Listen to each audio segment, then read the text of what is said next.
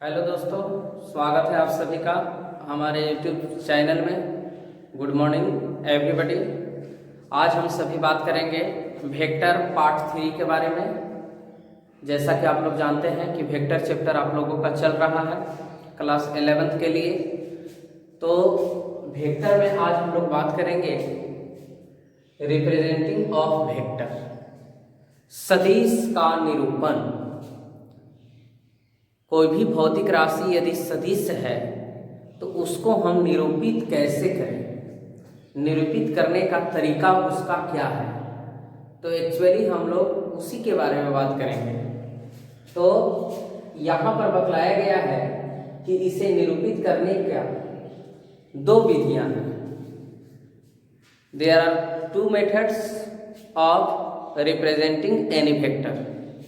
First is boldfaced method and second is arrow method. यानी कि दो तरीका से इसको हम लोग निरूपित कर सकते हैं, जिसमें एक है बोल्ड-फेस्ड मेथड और दूसरा जो है वह एरो मेथड है।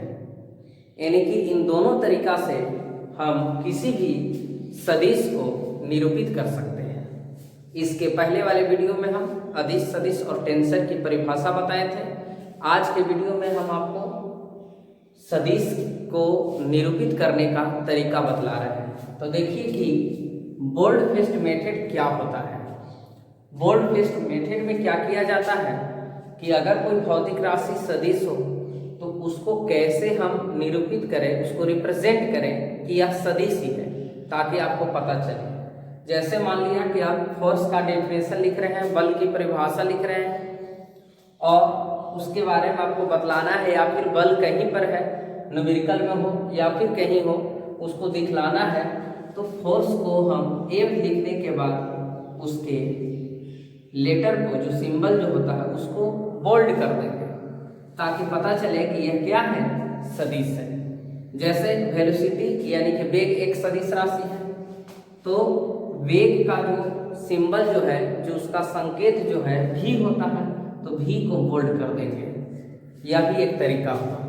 कोई भी सदिश राशि उठा लीजिए, जो भी सदिश राशि होगा उसको जब रिप्रेजेंट करेंगे आप, तो उसे आप बोल्ड करके दिखलाएंगे ताकि पता चले कि वह क्या है, सदिश है। परंतु यह तरीका जो है काफ़ी ओल्ड है और यह प्रचलित नहीं है। ज़्यादा जो प्रचलित फेमस जो है वह एरो मेथड है। आप इसका भी प्रयोग कीजिएगा तो गलत नहीं होगा, इसका भी प्रयोग गलत नहीं होगा, परंतु ज़्यादा जो प्रचलित है एरो मेथड है। एरो मेथड में क्या करना होता है कि कहीं पर सदिश राशि है तो उसके सिंबल के ऊपर, उसका जो संकेत जो है उसके ऊपर एरो साइन रिप्रेजेंट करते हैं। एरो साइन इसलिए लिया गया क्योंकि एरो से हमें पता चलता है किसका, डायरेक्शन का।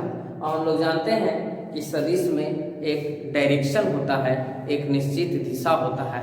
तो इसके वजह से साइंटिस्टों ने क्या किया कि एरो का उपयोग करने के लिए बतलाया। तो जैसे फोर्स है तो फोर्स के ऊपर, एफ के ऊपर जो सिंबल है, एरो साइन लगा दिया, तो ये सदिश को निरूपित किया। कोई भी राशि सदिश है, जैसे वेलोसिटी है तो उसके ऊपर तीर का चिन्ह हम लोग निरूपित किए, है ना। इसके अलावा और ढेर सारे चीज, ढेर सारे क्वांटिटीज हैं। किसी क्वांटिटीज का आप एग्जाम्पल ले सकते हैं, जैसे विस्थापन को एस लिखते हैं तो एस के ऊपर एरो साइन लगा दिया, है ना। जैसे वर्ग, कार्य अदिश राशि है तो डब्ल्यू लिखकर एरो साइन नहीं लगाएंगे, नहीं तो ये आपका गलत हो जाएगा। तो जहाँ पर सदिश रहेगा वहाँ पर उसके सिंबल के ऊपर तीर चिन्ह का आप प्रयोग कीजिएगा तो पता चलेगा कि वह सदिश है कि अदिश है।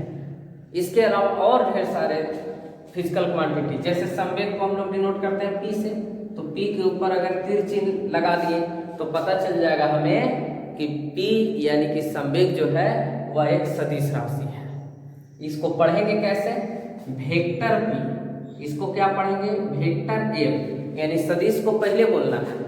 अगर सिर्फ भी है तो पढ़िए सिर्फ भी, तीर चिन्ह लगा दिए तो वेक्टर भी, यानी कि तीर चिन्ह को ही हम लोग वेक्टर नाम से उसको कॉल करेंगे। अब हम लोग बात करेंगे मैग्नीट्यूड ऑफ ए वेक्टर। किसी भी वेक्टर का मैग्नीट्यूड, मैग्नीट्यूड का मतलब पहले भी हमने बताया है, इसको हिंदी में क्या बोलते हैं, परिमाण। यानी कि उसमें कितना परसेंट कितना उसमें शामिल है। हमने फर्स्ट वीडियो में बतलाया था कि जैसे कहीं लिखा हुआ है 10 kg, तो द्रव्यमान में जो परिमाण जो है वह 10 kg है, जो मात्रा होता है। जैसे लिखा हुआ है 5 सेकेंड, तो 5 जो यहाँ पर नंबर जो आ गया वह उसका मैग्नीट्यूड होता है, परिमाण होता है। तो कह रहा है कि मान लिया जाए कि कोई वेक्टर है, अब वेक्टर जो है क्या है, ए है, तो इसका मैग्नीट्यूड निकालना हो तो आप किसका यूज करें, तो हमेशा किसका यूज करें, तो आप यूज करें मॉड का। किसका, मॉड का। ये एक्चुअली में आपको मैथमेटिक्स में आएगा, मॉड के बारे में बहुत सारा चीज जो है किसके बारे में पढ़ना है। आप यहाँ पर शॉर्ट में समझिए कि दो यहाँ पर जो खड़ी लाइन है इसके बीच में किसी भी चीज को डाल रहे हैं, तो इसको हम लोग पढ़ेंगे कि यह मॉड के अंदर में चला गया। मॉड एक ऐसा समझिए कि मशीन होता है जिसमें यदि आप किसी भी नेगेटिव नंबर को डालिएगा, जैसे -2 को डालें, तो इसका रिजल्ट जो होगा वह +2 होगा। लेकिन 2 को भी यदि डालते हैं आप, तो वो भी रिजल्ट क्या आएगा, 2 ही आएगा। क्योंकि मॉड कभी भी पॉजिटिव को निगेटिव में नहीं कन्वर्ट करता है, वह निगेटिव को किस में कन्वर्ट करता है, पॉजिटिव में कन्वर्ट करता है। इसके वजह से वेक्टर का मैग्नीट्यूड निकालने के लिए मॉड का प्रयोग किया जाता है। जैसे वेक्टर a + b साथ में है, तो उसको मॉड में रिप्रेजेंट करेंगे, तो इससे क्या होगा, तो इसका रिजल्ट क्या आएगा, बाहर में क्या रिजल्ट आया, ए ही आया, रिजल्ट ए ही आया। लेकिन मॉड में रखने से क्या होता है कि निगेटिव जो साइन जो होता है वह भी क्या होता है, पॉजिटिव हो जाता है। और इसके अलावा और भी कारण है जो आपको नेक्स्ट वीडियो में पता चलेगा। तो इस तरीका से हम लोग यहाँ पर जाने रिप्रेजेंटिंग ऑफ वेक्टर, वेक्टर को रिप्रेजेंट निरूपित करने के दो विधियां हैं, बोल्ड-फेस्ट मेथड और एरो मेथड। यह ज्यादा प्रचलित नहीं है, ज्यादा प्रचलित कौन है, एरो मेथड है। और उसका मैग्नीट्यूड निकालने के लिए किसका प्रयोग करेंगे, मॉड का प्रयोग करेंगे। अब हम लोग बात करेंगे टाइप्स ऑफ वेक्टर। चलिए तो अब बात करते हैं टाइप्स ऑफ वेक्टर। अभी हम लोग पढ़े टॉपिक रिप्रेजेंटिंग ऑफ वेक्टर, अब स्टार्ट करते हैं हम लोग टाइप्स ऑफ वेक्टर के बारे में। वेक्टर के प्रकार, कितने प्रकार के वेक्टर होते हैं, तो आप समझिए इसको, there are many types of vector, ढेर सारे प्रकार हैं वेक्टर के। लेकिन कुछ वेक्टर के बारे में आपको जानना बहुत ज्यादा जरूरी है। तो चलिए यहाँ पर हमने कुल 10 लिख दिए हैं, आप इसका स्क्रीनशॉट ले लीजिए, उसके बाद मैं आपको एक एक करके सभी के बारे में समझा देता हूँ।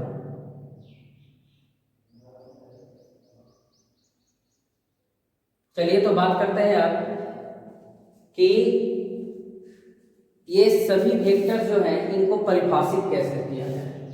मैंने डेफिनेशन नहीं लिखा है, बोलूंगा, आप लोग लिख लीजिएगा अपने नोटबुक में। जैसे सबसे पहला नंबर पर है एकांक सदिश, यूनिट वेक्टर। क्या होता है एकांक सदिश, सिंपल, जिसका परिमाण 1 होता है उस वेक्टर को हम एकांक सदिश कहेंगे, जिसका परिमाण मैग्नीट्यूड कितना होता है, 1 होता है। यदि किसी सदिश का परिमाण 1 हो तो उसे हम यूनिट वेक्टर कहेंगे, एकांक सदिश कहेंगे। परिमाण कहने का मतलब हमने पहले भी बताया है, कितना प्रेजेंट है, कितना मौजूद है, वही उसका परिमाण होगा। जैसे 1 सेकेंड हुआ तो 1 परिमाण हुआ। तो जब किसी सदिश का परिमाण 1 होगा, मैग्नीट्यूड कितना होगा, 1 होगा, तो उसे हम क्या कहेंगे, एकांक सदिश कहेंगे। जैसे इसको रिप्रेजेंट करने के लिए दिखाए हैं, जैसे n के ऊपर ये जो है कैप का फिगर है, कैप का इंडिकेशन है। यूनिट वेक्टर में हमेशा इसका यूज करते हैं ऐसे, इसको क्या बोलते हैं, कैप बोलते हैं। क्या बोलते हैं, कैप बोलते हैं। टोपी की तरह है ना, इसकी वजह से इसका नाम क्या पड़ा, कैप पड़ा। यह इंडिकेट किसको करता है, यूनिट वेक्टर को इंडिकेट करता है, एकांक सदिश को। तो यूनिट वेक्टर के लिए n कैप, फिर आपको देखिए कैप r भी है, कैप a भी है, और सबका वैल्यू कितना आएगा, 1 आएगा। कितना आएगा, 1। इसका मतलब ये सभी जो है एकांक सदिश को निरूपित कर रहे हैं। अब देखिए एकांक सदिश को निरूपित करना है, जैसे r रिजल्टेंट लिखना है हमको, r कैप लिखना है, तब उस परिस्थिति में बराबर r वेक्टर है और नीचे भी आपका वेक्टर क्या है, r है, लेकिन मॉड में है, तो इसका रिजल्ट तो r ही आएगा। इसका मतलब क्या है, ये वेक्टर r है, तो इसका रिजल्ट भी आने वाला क्या है, r ही न है। रिजल्ट क्या है, r है, तो रिजल्ट कट के क्या आएगा, 1 आएगा। तो कहने का मतलब क्या है, आपको हमने पहले भी बताया था कि रिप्रेजेंट करने के लिए हम लोग निकालते हैं, बाहर में भी आएगा, तो r के लिए आप सिर्फ r भी लिख सकते हैं। अब बात करते हैं समान सदिश, इक्वल वेक्टर। तो अगर दो वेक्टर है, दो सदिश का परिमाण सेम रहे, जितनी बड़ी ए लाइन है उतनी ही बड़ी ए बी लाइन है, इंडिकेट कर रहा है कि मैग्नीट्यूड सेम है, परिमाण समान है, और दोनों एक ही डायरेक्शन में हो, सेम डायरेक्शन में हो, टू वेक्टर्स का परिमाण, दो सदिश का परिमाण समान हो और दोनों की दिशा भी एक ही हो, तो उसे हम इक्वल वेक्टर कहेंगे। क्या कहेंगे? इक्वल वेक्टर कहेंगे। क्लियर? अब बात करते हैं ऋणात्मक सदिश, नेगेटिव वेक्टर क्या है भाई? तो अगर परिमाण समान रहा, परिमाण समान है परंतु दोनों का डायरेक्शन यानी कि दिशा एक दूसरे के उल्टा है, तो उसे हम क्या कहेंगे? ऋणात्मक सदिश कहेंगे। क्या कहेंगे? ऋणात्मक सदिश कहेंगे। जैसे vector A, vector B, vector B का डायरेक्शन उल्टा, यानी कि सीधा सीधी कहिए कि ए का अपोजिट है, तो ए के वेक्टर ए के पहले हमने क्या लगाया? माइनस साइन लगाया, यानी वेक्टर बी का वैल्यू क्या है? वेक्टर ए का अपोजिट है। जैसे मान लिया जाए कि 2 न्यूटन है, सपोज दैट, समझने के लिए, तो अगला भी 2 न्यूटन है लेकिन साइन उल्टा है, इसलिए इसमें क्या लगेगा? माइनस लगेगा। कहने का मतलब क्या है कि अगर वेक्टर 2 है, दोनों वेक्टर का परिमाण समान है, वैल्यू समान है, लेकिन उनका डायरेक्शन एक दूसरे के विपरीत है, तो उसे हम क्या कहेंगे? उसे हम ऋणात्मक सदिश कहेंगे, नेगेटिव वेक्टर कहेंगे, शून्य सदिश, जिसका 2 नाम है इंग्लिश में, zero vector, null vector. Null vector क्या है? तो आप डायरेक्ट कहिए कि इक्वल और नेगेटिव वेक्टर जो होते हैं, या फिर आप ऐसे इसको बोल सकते हैं कि जो इक्वल वेक्टर होते हैं उसी का जो डिफरेंस होता है, जो अंतर होता है, समान सदिशों के अंतर को ही हम लोग शून्य सदिश कहते हैं। यानी कि differences of equal vector is called zero vector और null vector. Differences of equal vector, हमने कहा कि यहाँ पर परिमाण बराबर है, दिशा भी बराबर है, तो दोनों का वैल्यू तो सेम होगा। दोनों को जब घटा देंगे, माइनस कर देंगे, कितना रिजल्ट आएगा? 0 आएगा। तो उसे हम क्या कहेंगे? जीरो वेक्टर कहेंगे, या फिर उसको हम क्या कहेंगे? नल वेक्टर कहेंगे। फिर आता है आपका समांतर सदिश, पैरेलल वेक्टर। पैरेलल वेक्टर में क्या होना चाहिए? दोनों सेम डायरेक्शन में होना चाहिए, तो उसको क्या कहेंगे? पैरेलल वेक्टर कहेंगे। फिर आपको आता है एंटी पैरेलल, एक दूसरे को उल्टा, यानी कि दोनों का डायरेक्शन क्या होना चाहिए? अपोजिट होना चाहिए, तो उसे हम क्या कह देंगे? एंटी पैरेलल वेक्टर कहेंगे। उसी प्रकार से होता है कोलिनियर वेक्टर, संरेख सदिश। संरेख सदिश में क्या हो जाएगा कि कोई भी गिवन लाइन एक है, एक लाइन पहले से दिया हुआ रहेगा और उसके नीचे वेक्टर जो होंगे पैरेलल होंगे, या फिर आप कह सकते हैं पैरेलल और एंटी पैरेलल, यानी कि पैरेलल और एंटी पैरेलल, यानी समांतर सदिश और प्रति समांतर सदिश का कॉम्बिनेशन आएगा गिवन लाइन के नीचे। देखिए पैरेलल भी है, अब इसको देखो साइन उल्टा है, तो एंटी पैरेलल भी हो गया, तो सबका कॉम्बिनेशन जब आएगा तो उसको कोलिनियर वेक्टर के नाम से जानेंगे। फिर आता है समतलीय सदिश को प्लेनर वेक्टर। समतलीय, सम का मतलब क्या होना चाहिए? बराबर होना चाहिए, इक्वल होना चाहिए। तलीय, तल, तल माने सतह होता है, यानी कि एक ही, अगर मान लिया जाए कि कोई भी वेक्टर है, ढेर सारे वेक्टर हैं और उसका तल जो है एक ही तल हो, सेम तल हो, ढेर सारे मेनी वेक्टर्स का तल अगर समान हो तो उसको हम क्या कहेंगे? समतलीय वेक्टर कहेंगे। एक ही तल पर वेक्टर ए है, एक ही तल पर वेक्टर बी है, एक ही तल पर वेक्टर सी है, डी है, ई है, एफ है, तो उसको समतलीय वेक्टर कहा जाएगा। फिर होता है सप्रारंभिक सदिश, को इनिशियल वेक्टर।